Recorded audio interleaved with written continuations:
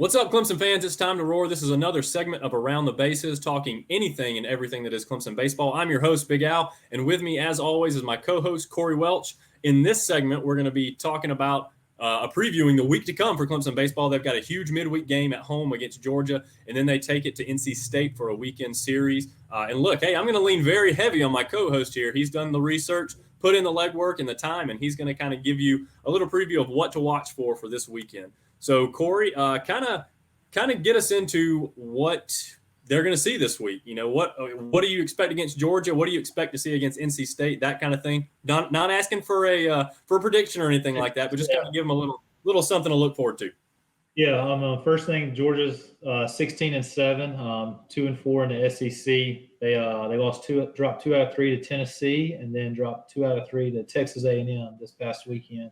I was able to watch a little bit of their game on Sunday that Georgia actually won, lost a close one Saturday. But, this is considered a rivalry game. This is probably one of the midweek games series throughout the year that, Clemson fans really circle.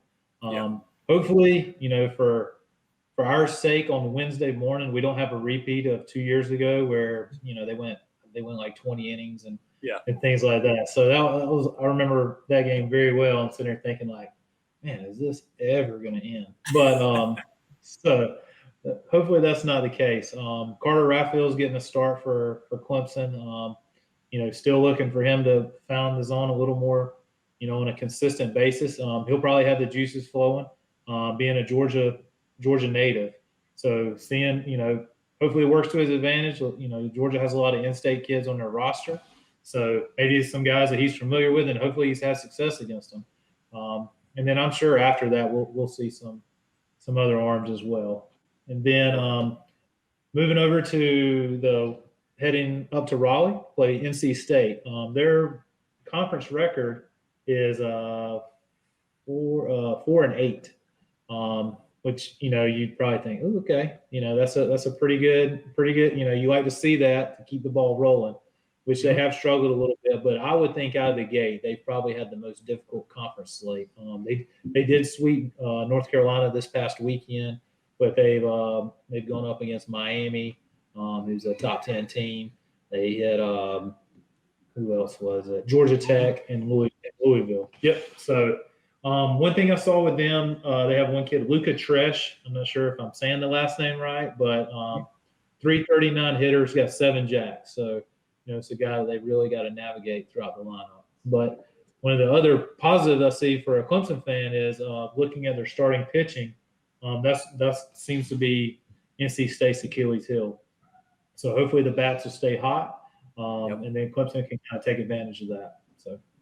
Sure, absolutely, yeah. Like we talked about in another segment, I don't care how they win, as long as they win, they can score 100 runs or they can score 1 as long as their pitching's on. It doesn't really matter to me. And I agree with you 100%. When you talked about Georgia, that's one of the kind of games that Clemson fans circle throughout the year. I totally agree. As a matter of fact, when I used to get tickets for baseball games, that was always one I jumped on, was the Georgia game. I love seeing Georgia play. Again, sorry, to hurt your feelings here. I absolutely despise in every way. So I always wanted to see them lose. And man, Clemson and Georgia have some good baseball games. Mm-hmm.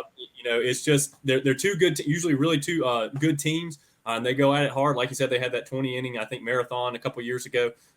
It's just a fun time for sure. And I was looking forward to the NC State series this weekend. A lot of people were talking about, hey, NC State is 1-8. This was before this past weekend. They're 1-8. It's a good time to go up, on the road and be able to get a few wins. And then all of a sudden you hear, like you told me today, they swept UNC this weekend, who swept Clemson. So that's that doesn't bode very well, on paper anyways. You can't use the transitive property in football or baseball or basketball. We understand that. It doesn't work that way. But it shows you what kind of crazy schedule they had earlier in the season to be able to do that. So their record is a little misleading right now for sure. And hopefully Clemson's able to get the bats going like they did this weekend, making solid contact, driving the ball to the outfield and finding gaps, making the defense make plays, or as it happened against Boston College, not letting them make plays. I'm all for that. I'm all for it, finding a hole somewhere in the outfield and running for a long time. I'm good with that approach as well.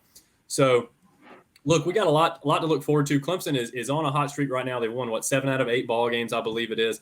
And hopefully they can carry that momentum not only to Georgia in the midweek, but more importantly this weekend against NC State. Bump that conference record up as you like to do. You like to set yourself up for the SEC tournament, the postseason, and that kind of thing. Need to keep the momentum going for sure, no doubt about it. Look, Tiger fans, that is your weekend preview, your midweek and your weekend preview coming up. Clemson's got a game with Georgia. They've got 3 games with NC State in Raleigh this weekend. All right, so what we want, look, hey, if you enjoyed this segment, we want you to like the show, we want you to share it, and we want you to subscribe to the YouTube channel. Again, we want all this Clemson baseball content to be out there for Clemson fans everywhere, okay? This is some of the best content you're going to find. We only talk Clemson baseball. That's what we love. That's what we do. We want you to be a part of it. And as always, Tiger fans, we'll see you as we slide into home.